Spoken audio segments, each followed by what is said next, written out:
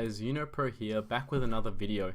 Now today I'm going to be analysing in a decent amount of detail the new card Grincher. Now the reason I'm doing a whole video on this comes down to a few reasons, and basically one of those reasons is that this card sparked a huge amount of discussion within the community. People really didn't like this type of randomness coming into Duelyst. Some people liked it, some people didn't like it, but I think it really takes an in-depth look of how good this card is, because if this card's terrible or not really played, then that randomness isn't really a problem. It's not going to ruin the competitive aspect of the game, and those people who are upset if it becomes really good, they'll get a bit bothered because they have to deal with this randomness all the time. And another reason is we just haven't seen a card like this in Duelyst, where there's a pretty massive range of cards that it can draw, but we don't get a full analysis of what they can draw. The only other one is really Alkion. So I'm going to be looking at the different results and talking about the different ranges of this card. So let's just take a look at the card by itself. So Grincher's a 5 mana 5/4 that puts a random artifact into your action bar and makes it cost 2 less. Now if you just assume the artifact is always going to get the 2 discount, it's pretty good just in a vacuum. So it's 5 mana 5/4 and you're getting 2 cost reduction. So if you count that as 2 mana, then you're basically paying 3 mana for a 5/4. But there's a number of reasons why it's not that clear. Otherwise, if it was just as simple as that, then this card would be auto-included. 3 mana 5/4 is unheard of, but that's not really how it is in practice. So it's a 5 mana 5/4 that you need to be on 5 mana to do, which automatically makes it a fair bit worse. Plus, you're playing a card, that 2 mana is spent on a card that you didn't put in your deck. So it's going to be worse on average than a card you put in your deck. Now sure, you can get cards from other factions that you don't have access to, but if you build your deck right, you should prefer to draw a card from your deck. So that's one reason. And then also there's a couple cards that don't actually cost 2 mana, or are really situational, that don't even come close to getting that 2 mana discount. So what I wanted to consider is, in a vacuum, it still seems like pretty good value. It's a 5 mana 5/4, a decent body, not great for a 5-drop, but it will do, that draws a card and gives a discount. So that's actually pretty good in a vacuum. But tempo is still a massive part of Duelyst, and Grincher is partially a value card. It can be a tempo card if it hits the right things, but a lot of time it's just going to be a value card. And because of this, I wanted to analyze. The first thing I thought of was, how will this affect tempo? Because if you draw an artifact and you can't play it that turn, because say you play on 5 mana, you get a 3 or 4 cost artifact, and that means you spent your whole 5 mana playing a 5/4 body, which is pretty bad tempo. So first thing I wanted to look at was just how often you're going to be able to play the artifact that you draw when you're on 5 mana. So we've got the spreadsheet here. As you can see, there's a 45% chance that the artifact to be playable. So it's close to a coin flip of whether you can get that artifact in play immediately and have an immediate effect on the board. Because for a 5-drop that only has 5/4 stats, you really want it to be having an immediate effect. So I think that was a little bit low. I was a little bit disappointed by that, because it means you can't rely on it as a turn 5 play. So how does this come into how good Grinch is? Well, if you get past that point at 6 and 7 mana, it becomes very good in that regard. You can always get that tempo swing. You're getting a strong card into play for a cheap amount of mana. You're definitely cheating out some mana, which is really nice. But when you're deck building, you need to consider, how many times am I going to have a turn 5 play, or am I going to have to rely on Grincher on turn 5? Because if you're in a deck, say you're playing Liner and you've got rid of Iron Cliffs and Dancing Blades, because this is the next big thing, Grincher's so OP, you heard it on Reddit, and turn 5 you play it and you miss your artifact that turn, well, suddenly you've spent 5 mana 5/4. However, if you didn't get rid of your Ironcliff Guardians and you can expect your deck to be having strong turn 5 plays, then suddenly Grincher gets a lot better, because you can wait when you can afford to for that 6 or 7 mana mark. It's also important to consider what artifacts can bring back that tempo. Some are better than others. So if you get something like Soul Grimoire, so you can't play them on 5 mana when you've played Grincher, that's not really going to help you bring tempo back. Your opponent will be in control, you won't be able to dictate the tempo. If you get stuff like Arclight Regalia, that can be a massive tempo swing. So it's really important to have a look at the tempo swing, and I think most of the ones that can't be played above average are pretty good at that. So we will go over that in a little bit more detail. Now, I've also done a rating, and this rating system, it's not something I want the focus to be on, my rating system. I just kind of thought together my initial thoughts based on what happens when you get it from Grincher, not in a vacuum.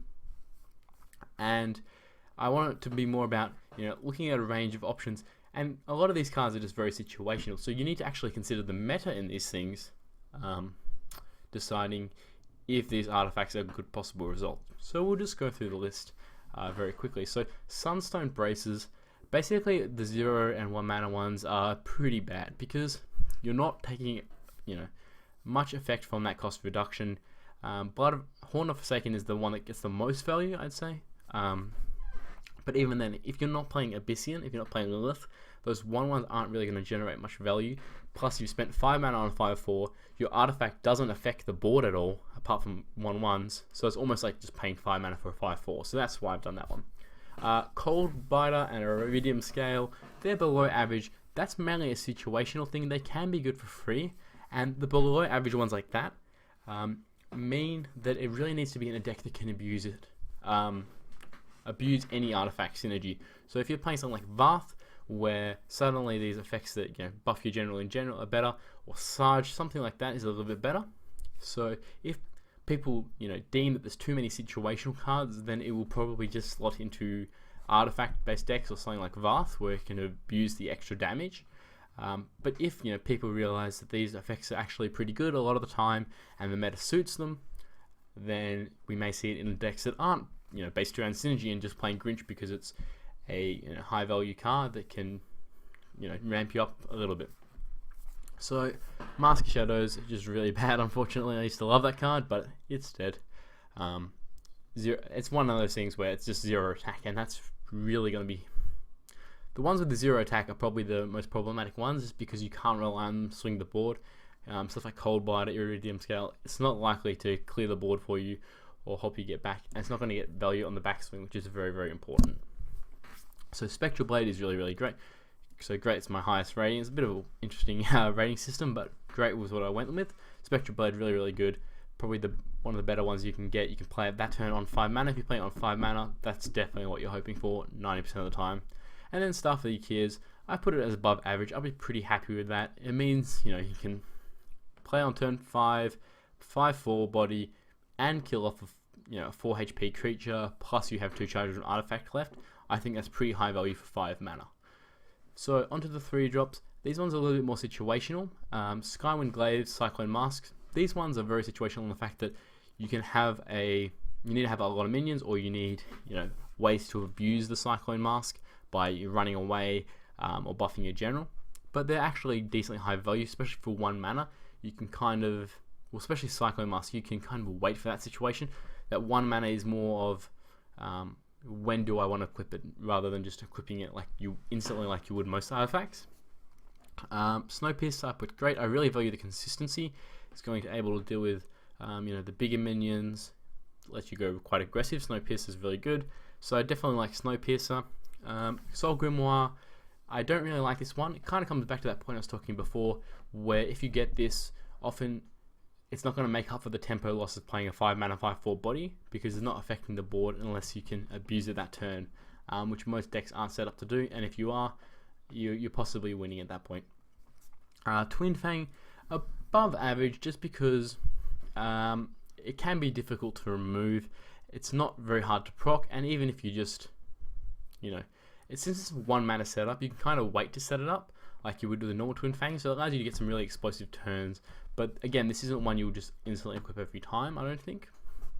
Wildfire Unk, I've seen people rate this a little bit higher. I personally think it's a little bit average. It doesn't actually, increase the board. It mainly just gives you more damage, or lets you clear some trickier things occasionally. If you don't have ways to abuse it, it's kind of a bit weak, because a lot of time your general will be close to them, which is what you want for normal artifacts.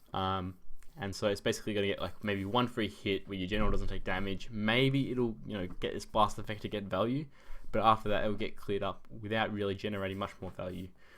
Adamantite Claws, I think it's above average. I really like the straight value stats.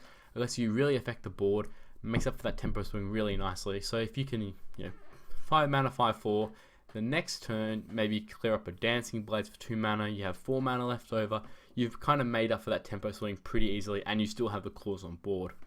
Archetype Regalia is just great, really, really good card. I think a lot of factions would run that if it wasn't just in liner.